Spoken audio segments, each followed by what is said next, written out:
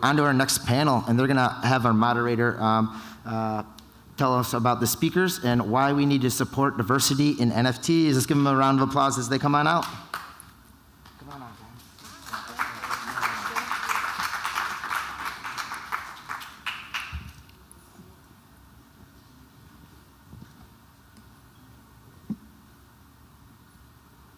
Hi, so thank you for joining. With a pretty important topic. It's all about diversity and why we need to support inclusion in NFTs. Because especially when we talk about this topic, it's always about including the people and gain their visibility. So I would love to introduce yourself. So could you start over, Ron? Okay, my name is Vanya Pestana. I am the co-founder of a project called Bon Bunny's NFT. You can see one of them there. I started this project with my sister's wife, who's a tattoo artist and the artist of this project. And we were lucky that, my boyfriend's a blockchain developer, so him and I were talking, I want to start a project, and we knew my sister was marrying this fantastic tattoo artist, and we just wanted to get her involved in the space. She was living in Peru at the time, and she really didn't know much about NFTs or blockchain technology. And then she moved to New York, and we just onboarded her into the process. And that's when we started realizing things about how the space is just moving so fast, and people are getting left behind. And that's when we wanted to make a change. So I'll be talking more about that later. But thanks, and go ahead. Yeah, how's it going? I'm Ron Jordan. I am the host of a podcast called The Stars Podcast, where we focus on self-leadership and growth mindset.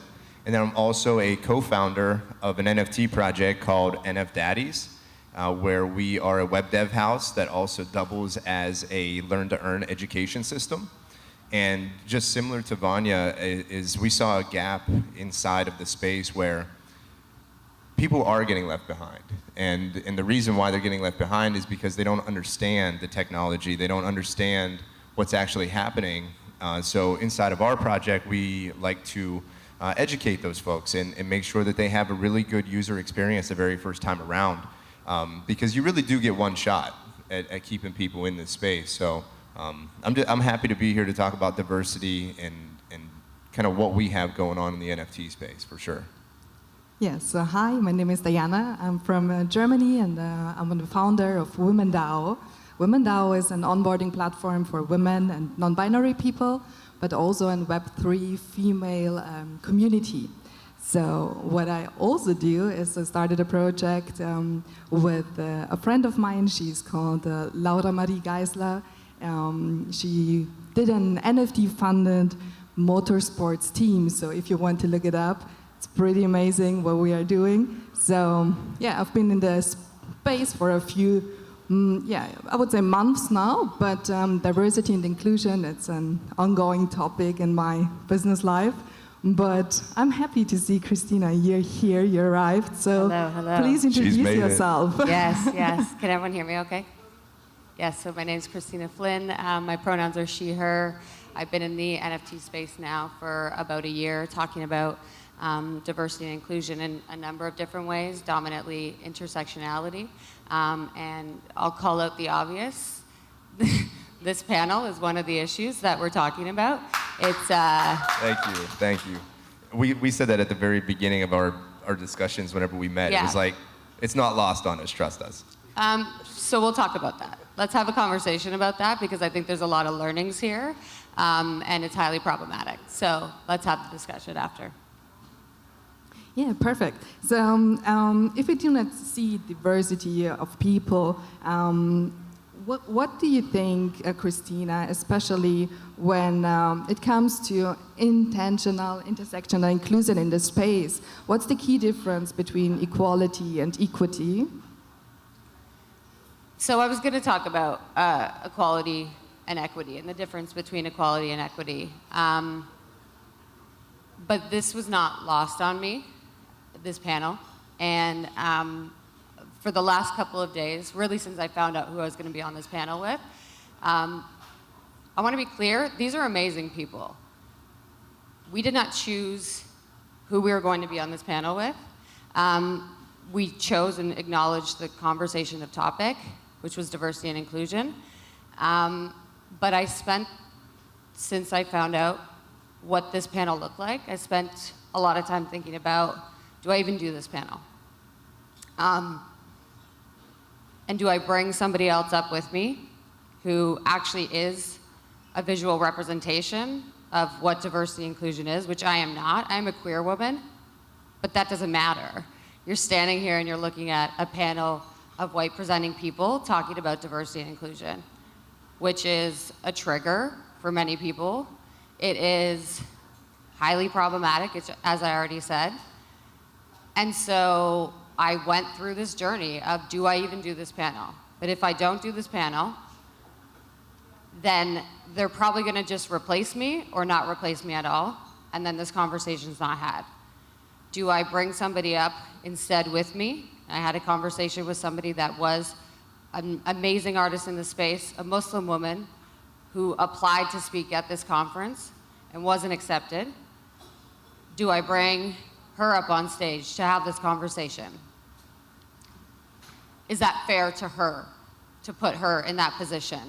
Ultimately, we decided that was not fair. And so I had a conversation yesterday at an amazing event called Zoratopia, led by Latasha, who is an incredible person in the space, who last year at NFT.NYC had a performance, and her performance was cut short. Her mic's turned off because she was told, as a black woman, as a performer, as one of the foremost leaders in this space, that she was too aggressive, and her performance was too aggressive. And that was in November of last year.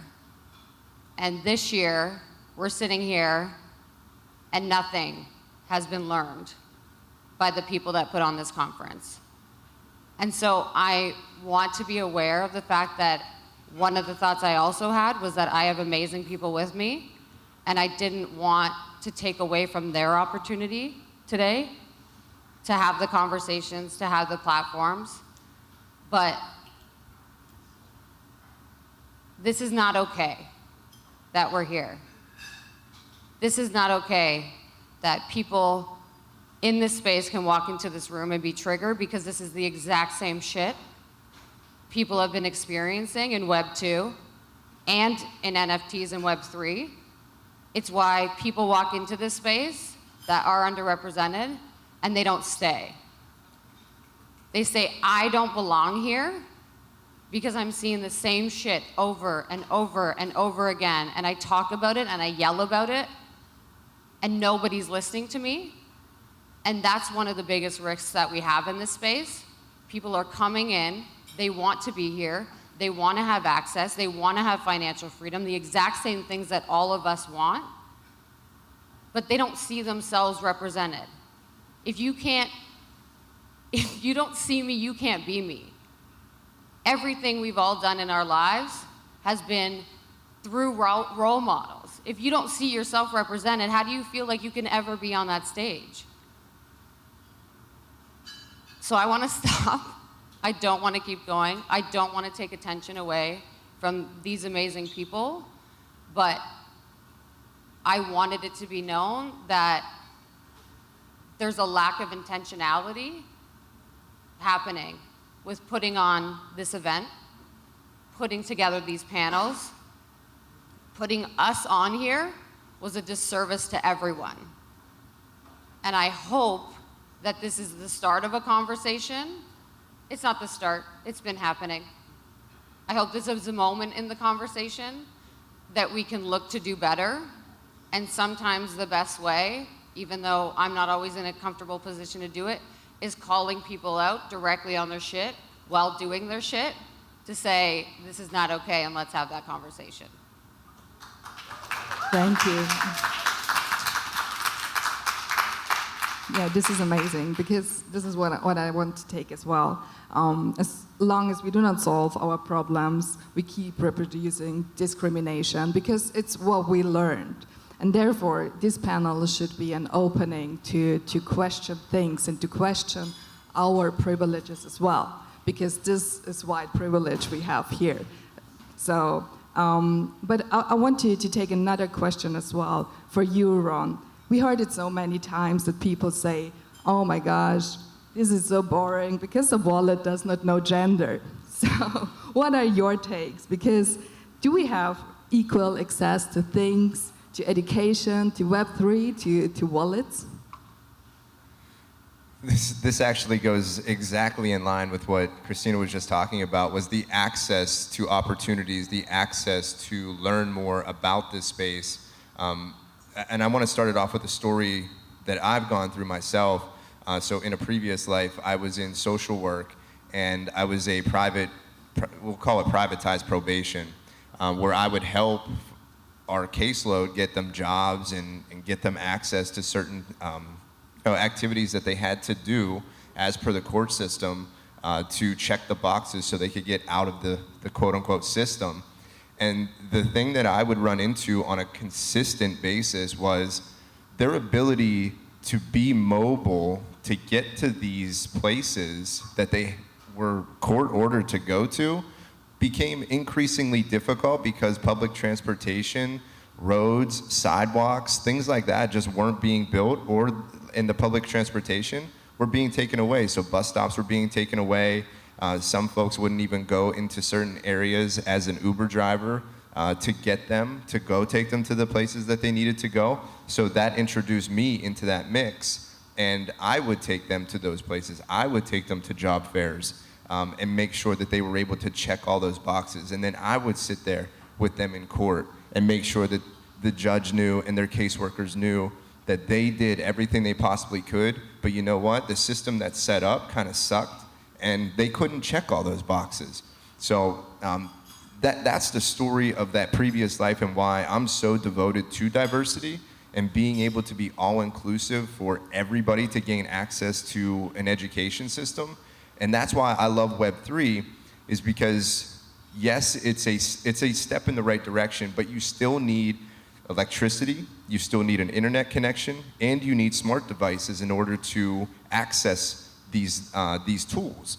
And the percentage was given to me the other day, and it's over 50% of the world's population are accessing the internet through mobile devices, right? So in order for all of these platforms that we're all on, a lot of them are PC-based. They're not mobile platforms. So something that we did in our project, and it's a learn-to-earn type of project, and it's all mobile friendly, so everybody has access to it. Some of the metaverse parties that we throw are mobile friendly inside of CryptoVoxel, because we know that in order for you to enjoy this space the same as we have, you need to be able to access things. And if we're seeing the percentages being at 50 some odd percent are going mobile, then we need to be mobile. And then, like you were talking about with just PFPs and kind of anonymity, I went and I doxed myself because I thought that was important for a trust factor. But I do understand the importance of like that anonymity piece of it. Thank you. So yeah, diversity makes our world richer, brighter, more colorful, especially in NFTs, where artists are already taking over and making their marks on the creator economy. But as we said before, everyone who has access to the internet, who has some skills, can start creating. But there is still a variety of barriers. What do you think, Vanya? How do you support diversity? How do you support inclusion in this NFT space? And what do you want to do or to make different, or which difference do you want to be? Yeah, for sure. I mean, blockchain is an open source technology that everyone and anyone with an internet connection can access, but unfortunately and ironically, like, it does have the chance to like pave the way where multiple communities can coexist. But as Kristina was mentioning, like, ironically, there is such a lack of diversity in this space. And like, I see it everywhere, and I even see it at this conference. Like Kristina, you're so right. Like, I do come from Peru. I was born and raised there, but like, I don't look like it. And like, we need more diversity, not only in this panel, but in the space itself. And I mean, as a founder of a project, I did have the responsibility to support diversity and inclusion, and we've been trying to do it in any way possible. First off, like, one of the things that we noticed entering the space as I was like onboarding my sister's wife and my sister onto the space to start this project with me is that we were like doing research on women-led projects, right? And like not to be, I don't want to put anyone on the spot or like criticize other projects, because obviously seeing women-led projects in the space is fantastic because it's something we didn't see before. However, we see these like Web 2 stereotypes. Like we see these NFT projects of perfect women with perfect makeup, perfect hair, and it's just like, why would we want to commit the same mistakes we did in Web 2 and like create these beauty standards again in Web 3? So we just wanted to create some art. Like as you can see, this is one of our bunnies that are like fully tatted. They really don't rely on gender. Like we wanted to create a project that people could relate to, not because like, oh, it's a beautiful woman and I'm like a beautiful woman. No, we wanted to create something that people could relate to: the mission, the tattoos, like the hobbies, and like the facial expressions, the clothes, the fashion, like something very different. And that's what we tried to do. Another thing we're doing is, so the three of us, my sister, her wife, and I, we speak Spanish, and we just noticed that our friends in Peru were like, what is NFTs? What are you doing? And we just wanted to onboard them, right? And then on Twitter, we saw like all these spaces in English, and our artist, Suyetka, she does not really speak English that well. And I was like, I really want you to hop on a space and like share your art, because she's a phenomenal woman. But she didn't have like the confidence to like go on an English speaking space and talk about it. So we started hosting like these Spanish, Latin American speaking spaces and just like onboarding a new community. We have them every Tuesday and Thursday, and it's just been like a great success. And it's so cool to see like how the Latin American community, which it's like my community, is just like developing and growing in this space, and I think it's something phenomenal. And through that process, we met Learn.io, which is a platform of education. And since education is such like an important piece of this, like if we want to onboard people into the space, they need to know what they're getting into, and like they need to know how to participate in it, right?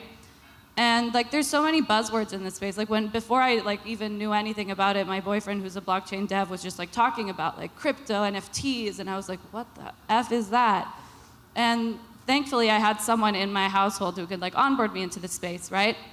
So what Learn.io is doing is that they're making non-transferable tokens, and we're using those within our platform too, that you can take a test on the blockchain and then you get certified on the blockchain. And like we wanted our holders, we haven't launched yet, but we want our holders to educate themselves and to like grow in this space. So we're gonna be incorporating these entities, and like they'll grow within our DAO if they take like these blockchain quizzes, and we just wanna incentivize education everywhere. So those are a few things we're doing, but overall, like I really appreciate the people on this panel. I appreciate the people in this room and the people in the space in general. Thank you for that. I just want to wrap it up with a few learnings I did from building an NFT or a Web3 community in Germany. Because for sure, Web3 is a global connecting thing, and this is amazing. This is amazing. But we do sometimes not think about the people who aren't that good with the English language, because it's their second or third or whatever language. And so what I learned was, it was so important to make this education accessible, especially in the language people are speaking around you.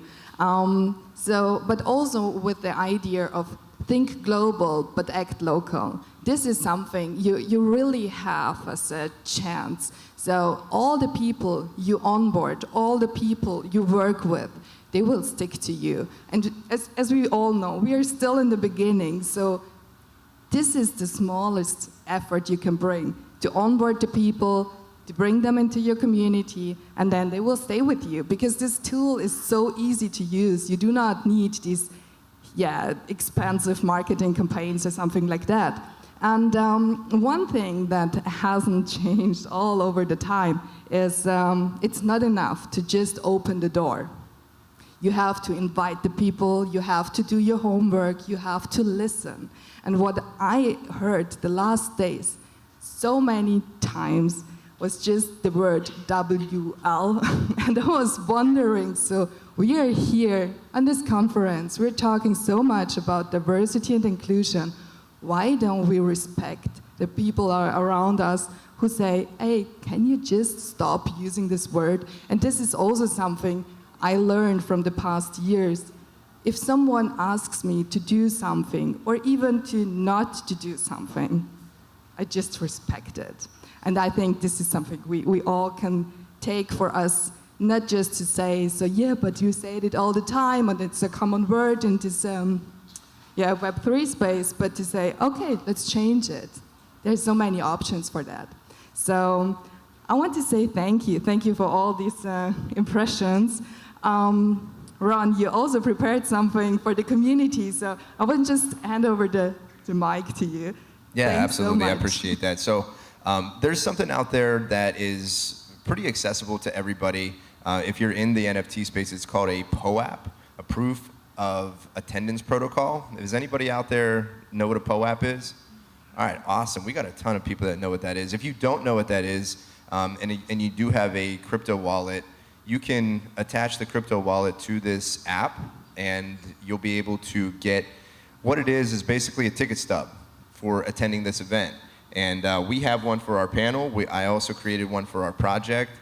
This one here is just like a 3D printed version. It has an NFC on the bottom, so I'm gonna educate you on that NFC. It's a near field communication, which you hold it up to your phone, and your scanner is pretty much at the top of your phone, and then it will pop up after you download the POAP app, and it'll automatically download into your wallet. And I think that this is a really unique opportunity for anybody who is familiar or not familiar with it. Gives you the option to have an NFT for absolutely free. And that's something too, that's a barrier to entry for a lot of folks out there, is the cost of everything.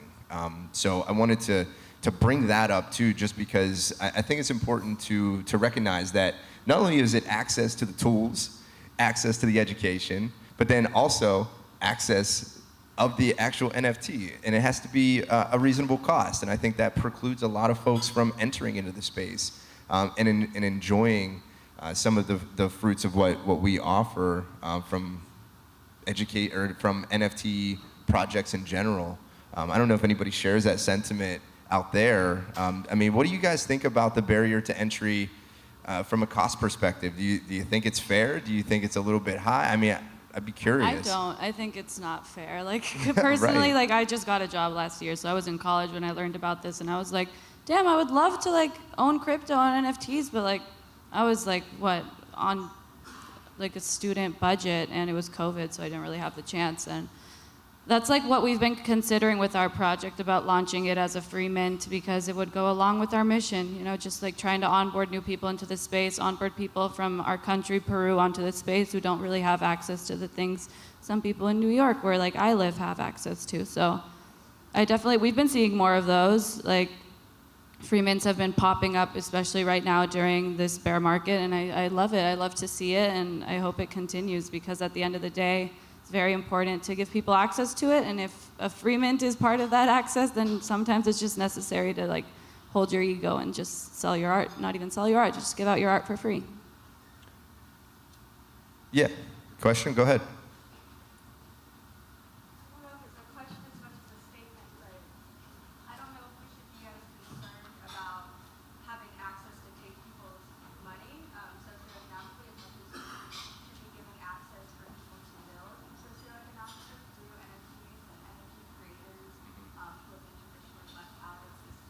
I agree with you 100%, and I think there's a lack of Web3 developers. We were talking about this backstage. Web3 developers are in high demand, and that is the ethos of our project, is creating the next generation of Web3 developers. We have an entirely free curriculum that teaches you how to develop in the Web3 platform. Like, we show you our contract that we launched on NFDaddies. We show you how to use Etherscan, we show you how to verify everything, and then we'll show you the code and also give you access to the entire suite of products for that. But if those creators aren't put a platform on stage or shared by people with influence, 100%. then the project doesn't sell. And that's the issue that I think a lot of people, particularly people of color, are seeing in this space, particularly people who are in cities or locations that aren't plugged in to. But that ends up being the responsibility of those who are given the stage. So I'm not a gang member, dream crazy jits, right? So if you guys, I mean, there's 46 seconds here, so you can't really do too much, but it's just like, so if you want to come up here real quick, just come up here. All you guys. We got 30 seconds, and I apologize.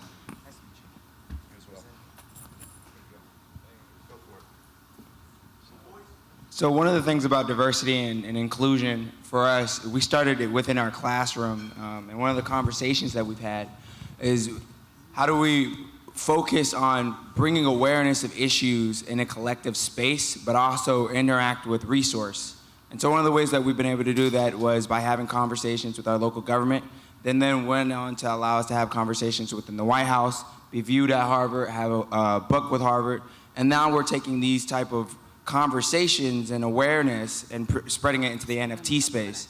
And how we're doing that is we're collaborating with local officials, city officials, commercial dApp creators, and the focus of improving education, improving awareness, improving resources, improving the identity of representation in the metaverse, the messaging of what the rationality of our moralities as individuals in the space and what that actually looks like, and building an actual community. And so one of the things that we've been focusing on for the last year or so is not just making an NFT project that sells, but making an NFT project that builds a community that actually pumps out new and gateway keepers in the societies of their communities. So when we have the finances and we have resources, we're not only going into these schools, we're not going only to the NFT creators and giving them some type of value, we're providing them financial literacy curriculums, we're providing them experience on how to communicate effectively about the issues that they're experiencing, as well as raising the capital to pump out their own courses and their own missions that then will channel new communities. So that's one of the ways that we're tackling diversity and inclusion, but having the uncomfortable conversation about race. And that's one of the things that no one's really talking about. We all talk about diversity within the space, but diversity can't be equal if you don't have the proper education or the tools to use it properly. So if you have capital, you have those tools to your availability.